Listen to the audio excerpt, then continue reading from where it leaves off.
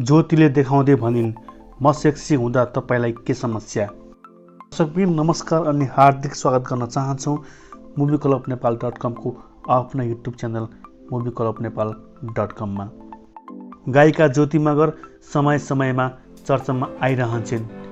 Stage प्रस्तुति, कपडा पहिरन, विभिन्न अभिव्यक्ति लगायतका कारण उनी चर्चामा आइरहन्छन्। पछिल्लो समय गायिका ज्योति मगरले सामाजिक सञ्जाल फेसबुकमा आइतबार अलि बढी नै बोल्ड तस्बिर सेयर गरिन्। कुनै ग्रामीण सडकमा खिचिएको उक्त तस्बिरमा उनले आफ्नै टी-सर्ट माथि तानेकी छिन्। तस्बिरमा उनको गोप्य अङ्ग स्पष्टसँग देखिन्छ। बोल्ड तस्बिरहरू सार्वजनिक गर्नु त उनका लागि सामान्य नै हो, तर आइतबार तस्बिरसँगै उनले लेखेको क्याप्सनले सबैको ध्यान तानेको छ।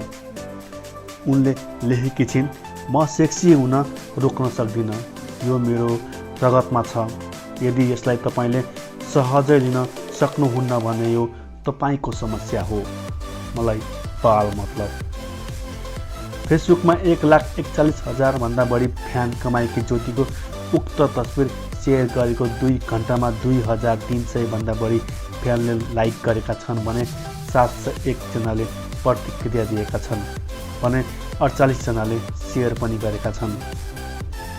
मिश्रित प्रतिक्रिया आइरहेको उक्त तस्बिरमा एक फ्यानले लेख्छन्, सेक्सी हुनुको अर्थ आफ्नो प्राइभेट अङ्गहरू प्रदर्शन गर्नुपर्छ भन्ने होइन दिदी। मैले हजारौँ सेक्सी युवतीहरू देखेको छु जसले आफ्नो पुरा शरीर कपडाले ढाकेका छन्। तपाईँको बुझाइमा सेक्सीको अर्थ गलत छ। ती फ्यानको प्रतिक्रिया 61 जनाले मन पराएका छन्।